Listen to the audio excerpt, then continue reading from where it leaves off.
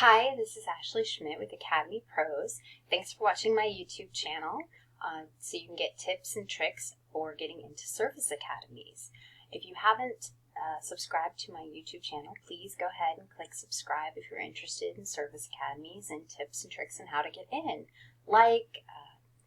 Definitely look through all my different playlists. This particular video is on my overview and tips playlist. So please check them all out, and if this is your first time, welcome. Check out the rest of my YouTube videos. Alright, so today we are talking about Service Academy application tips, and this particular piece, we're going to be talking about interviews. Alright, so if you have an interview coming up, this is going to be a great bit of information with tips and tricks for you. Alright, so there are a few types of interviews. There's the Academy interview, which is about an hour to 2 hours long. There are nomination interviews, which are 15 to 20 minutes long. And there are ROTC interviews, which are typically about an hour to 2 hours, though an hour tends to be more likely. And sometimes the academies and the ROTC interview can be combined. It just kind of depends on the area and who is doing interviews. So that may serve as both, but usually they are separate. Alright, so all the interviews have similar questions. All of the interviews and all the people interviewing you are interested in getting to know you and beyond your resume. So if you just regurgitate your resume during the interview, then you are wasting your time.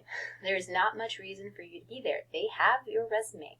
So you want to offer them more than just what's on your resume. You want to offer them your thoughts, your logic, your processes of how you decide and make decisions. And you do that usually through specific examples. So we'll talk a little bit more about that as we go through this. All the interviews are trying to assess your motivation for that particular academy and branch of military service, right? So if it's Air Force Academy, then obviously Air Force. West Point is going to be Army, Naval Academy is the Navy, right? So they're trying to see if you are motivated to go to the academy or if you're motivated to go to that particular branch of service as well. And that's really what they're concerned with, because they are trying to have officers in those particular branches of service. And they're not just there to give you an education. They're there to give you an education so that you can be an asset to their particular branch of service. So they're really trying to see if you have motivation beyond just getting your degree. Now, all of your answers need to be more specific than general. And we'll kind of talk about what that means, but you want to get into the details of who you are and why you think the way you do, rather than just being general. If you find yourself saying, well, I usually do this, or if this would happen, I would do this, then you aren't answering the answer, not necessarily correctly, but you're not answering it as well as you could. You need to be a lot more specific in your answers, and we'll talk about that. All right, so how would you be more specific, right? You're like, oh, great, specific, how do I do that? I like to teach students about what's called STAR stories, and that is S, situation, T, task, A, action, and R, results, right? The goal is to answer all of your answers, or at least about 95% of your, there's not a percent, but 95% of the interview questions with STAR stories, all right? You want to answer most of them in a very specific manner. STAR stories you have to give the situation, right? So what type of thing is going on, the task, the thing you have to complete, the action, and then the results. So let me give you a specific example. All right, so let's say you were in charge of your youth group's 4-day retreat. So every year you did a 4-day retreat with your youth group, and it was about 250 kids, and it was 4 days long, and you needed to organize everything that went with it. So you had to make sure there was food, there was maybe a decorations committee, maybe there was an activity committee, food committee, everything that was involved, right? So how you would go about that is, right, situation. Every year, my church has a 4-day activity, and about 250 kids participate in this, right? So then your task is, I was in charge of organizing the activity for all these students with my committee. So then actions. So that's where you start breaking down into what did you do? What did you accomplish? So you kind of go through in a logical, probably chronological fashion of what you did to organize that. So the first thing is we all met as a group, our committee, and we decided on the different types of subcommittees there would be. For example, like I said, food, decorations, activities, whatever sort of subcommittees you came up with. And then once we decided on those, I appointed someone in charge or someone volunteered, and then you go through the rest of the things that occurred. Maybe you had weekly meetings, or maybe you had monthly meetings to check in with people. And then after you kind of list through what you did and how you organized it, then you can talk about the results. And the results are really important. A lot of people forget the results, but it's kind of like the end of the story. If you don't know how this 250 group of people retreat turned out, you don't know if it was good. What you did was good, right? You need some sort of validation of your organization capabilities. And if the event turned out successfully, then that's what you can say. Now, examples of results are, so at the end of the 4 days, we had, minimal problems, everything went really smoothly, and everyone thought the campus a success. You could also have examples. Maybe parents came up to you and said, I'm so thankful my son, daughter had such a wonderful time. Thank you for hosting this event. Thank you for thinking of it. Or the leaders of the adult youth group leaders could have, complimented you and your committee, right? So the results can be quite a few things. It just kind of depends upon the situation. So that's kind of how you do answer a question. If they ask you, tell me about a time, you want to tell them about a time that you organized something and just kind of run through the STAR formula. And the reason I like to use the STAR formula is it kind of organizes your answer, right? Situation task is pretty short. The actions is what's going to take up a decent amount of your time. And then the results can be a sentence or two. It just kind of depends on what the results are.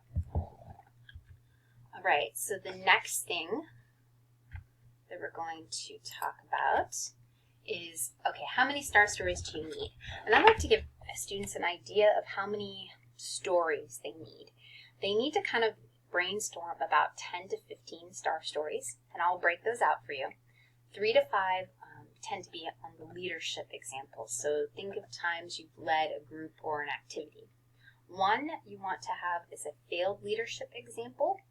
And the important part is what you learned from it, right? The results in this particular type of STAR story is, let's say with that church activity that you failed to remember a food committee. That would probably be a big fail.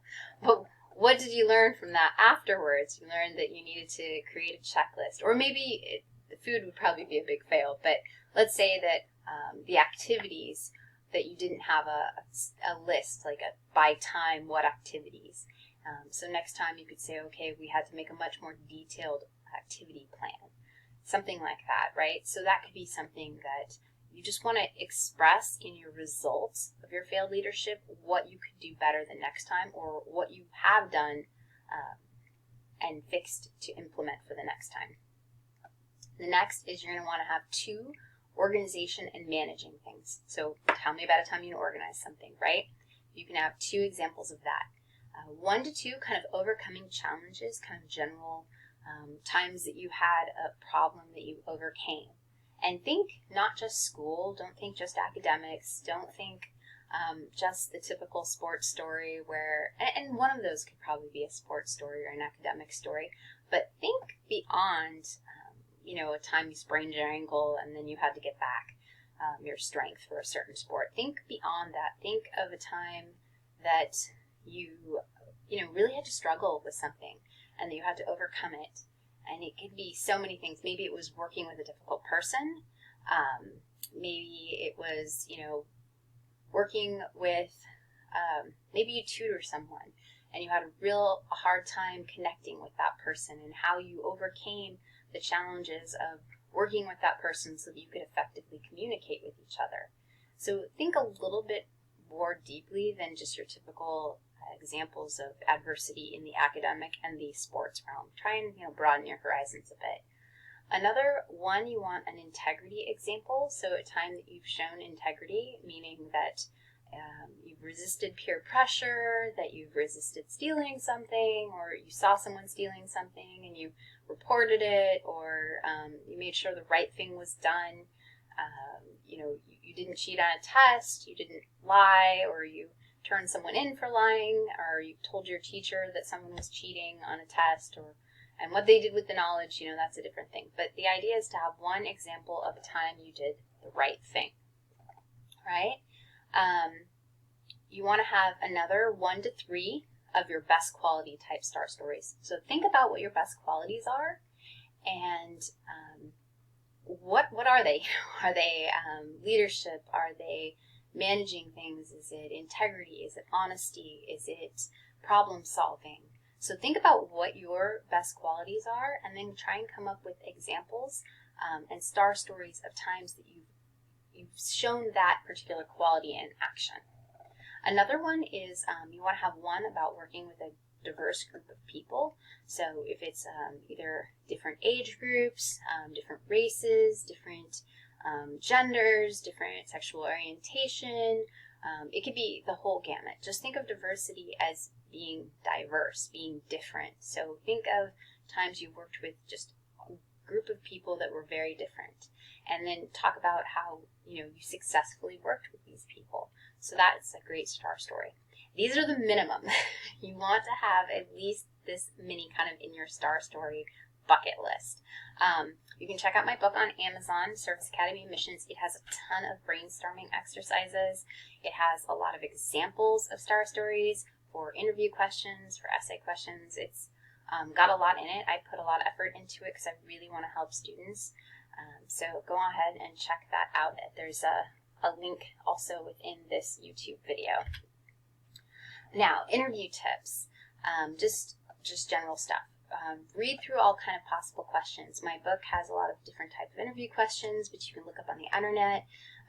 You can just think of questions they might ask. So once you kind of have a list of questions they could ask, you decide on the STAR stories that could possibly answer those questions. Another thing is you always want to try and be positive in your answers and never compare yourself to others. So even that failed leadership attempt, or anytime you've failed and got back up again, it's all about that getting back up again. What have you done to fix that problem, or what have you done to make sure it won't happen again? So those are the types. You always want to be positive in the sense of, yeah, this bad thing happened, but here's what I'm doing to make it better for the next time, right? Try and be positive. Don't compare yourself to others. Don't blame others. It just makes you look actually kind of petty and bad. So just leave it at, if something, like if you're trying to explain something that, someone didn't do their part and that's why the group failed, just say that. Just say, one of the students didn't do their part, so we had to make up for that by X, Y, and Z. Don't belabor it. Don't blame. Just state it matter-of-factly. If something, did go wrong, you want to be matter-of-fact about it rather than accusing or making it someone else's fault. All right. Another thing is practice in front of a mirror. Practice in front of your stuffed animals. Practice in front of another person. You also want to try and practice making your answers about 2 to 3 minutes long. This will get easier as you practice. 2 to 3 minutes is kind of that sweet spot. It makes sure that your answer isn't too long and it isn't too short. So if you are talking for 5 or 6 minutes for your answer, you're probably rambling and you probably are giving details that the listener really doesn't need to know. And if you are too short, like less than 2 minutes, you maybe aren't giving enough details so that the listener can understand. Now, there might be a multi-part question. So they ask one question and then they ask another question and another question to clarify. Obviously, that whole thing didn't have to be in 2 to 3 minutes, but your individual part, would want to be in 2 to 3 minutes. Now, sometimes if they ask a clarifying question that sounds like a yes-no type question, then yes, they would want to just say yes or no. You don't have to make your yes answer last 2 minutes. But generally, if it's a big core question, 2 to 3 minutes long. Practice with a friend, practice with family members, have them ask you questions, and then practice good eye contact. Make sure that you are looking in them in the eye. Don't make it weird, don't stare right? That's kind of weird. It's a conversation, not an interrogation. So conversations, you look people in the eye, you maybe look away, or you blink, or you do normal things, right? That's how this should be as well. You want to make sure that you are looking them in the eye rather than looking at the ceiling or the floor or wherever. But it doesn't have to be awkward. So there's a happy medium there. Last tip, practice, and practice some more. Really, practice is what is going to make your interviews the best, and trying to use STAR stories. General interview tips. So this is just kind of general stuff for all interviews. Dress nicely. Dress professional. If you do not have the means or money to dress nicely, borrow clothes, go to a thrift store. I am sure a friend or somebody you know would be willing to offer you, even if you have to get some shoes from somebody else, a collared shirt, some slacks. Girls, same type thing, longer skirts or slacks, or, just professional and appropriate wear. You want to wear nice clothing.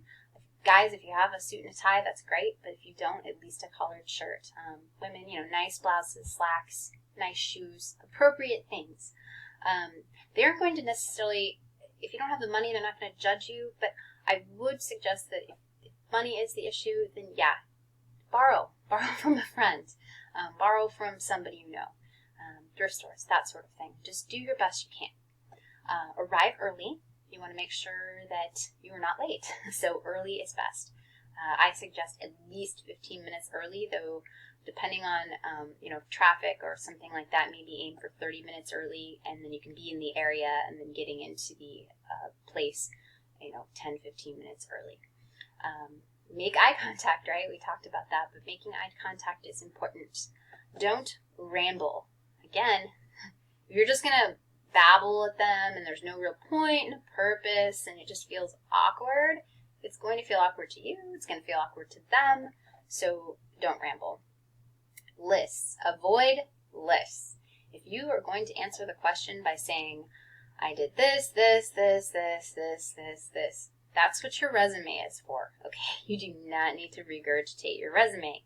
If you're going to talk about you're on the football team, talk about a time that you helped the freshmen train, talk about the time you worked with your fellow juniors, seniors to create a practice. Talk about the time that you led practice because the coach wasn't there. Don't just regurgitate a list. Have answers, have details, have information, not just a list. Avoid jokes. It is one thing to kind of poke fun at yourself if something funny happened, and you just tell what happened and it's kind of funny, but don't tell jokes. They can either fall flat or be inappropriate, so just avoid jokes. It's one thing if it's kind of a funny situation and you get a few chuckles out of it, that's fine, but don't purposely aim for jokes or humor. Be concise. Remember that 2 to 3 minutes. That's kind of what your goal is. This one I can't even actually emphasize enough. Know something about each service and academy you're interested in. You would be surprised at how many people just say, oh, I want to go to the Air Force Academy, but yet don't know what they want to do in the Air Force. And they don't even know what careers are in the Air Force, other than, I guess, there's pilots, right? Don't be that person. Do a Google search. Look on Wikipedia. Seriously, it takes you 15 to 20 minutes to start looking around to see what careers are out there and think of ones that are possibly interesting to you. You may already have a goal, and maybe you want to be a pilot. Come up with a backup plan. Do a little research and decide, okay, if I can't be a pilot, I would be interested in doing this. They are not going to hold you to the career. You're going to get to the academy and many things will happen between the time you start the academy and the time you graduate. So they're not going to hold you to the career. But what they want to know is that you have an interest in the Air Force, the Army, the Navy, the Merchant Marines. It's kind of various academies, and the Coast Guard. They want to know that you are interested in that particular service, not just that you are interested in going to the academy and getting a degree. And last tip, yes, practice, and practice some more. I can't emphasize this enough. The reason that most students don't do well is they read through it 1 or 2 times and assume that's enough. It could be if you're a fantastic, amazing speaker and you're just gifted, but most likely 99% of the population that isn't true for. So you need to practice. You need to practice in front of a mirror, practice in front of your stuffed animals, practice in front of people. Just keep practicing and asking people for, especially if you practice in front of people, ask people for feedback. What did you learn about me? What new or interesting thing? How could I word this better? Was I awkward? Did I say Those sorts of things, you can ask people for feedback, and the more you practice, the more comfortable you are with your star stories, the better you will do on your interview. All right, so I'm so excited that I got to share these tips with you today. I want to help you make your dreams come true, and I will see you in the next video. Remember to like or subscribe to this video, subscribe to my YouTube channel so that I can get the word out to more people. Thanks so much. Bye. Want to impress Academy admissions? Want to get that nomination? Then this is the workbook for you. Grab your step-by-step guide on Amazon today. Use the link below or search on Amazon for Service Academy admissions.